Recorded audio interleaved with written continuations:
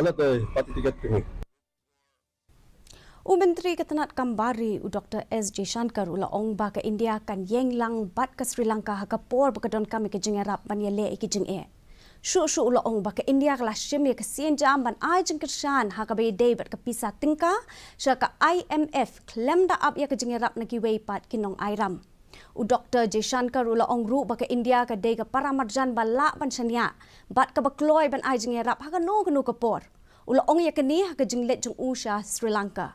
Dah kini ke jing penbena ke India ke long keri ke Nyngkong ban yarap Shah ke ban siu pendap ya karam ke Shah jong ke Sri Lanka ha ke ba ke ni keri ke dang yele ban penyok ke jing yarap na ke IMF.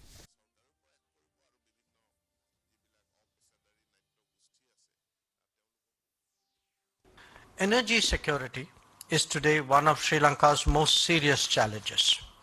A search for solutions must necessarily encompass the larger region.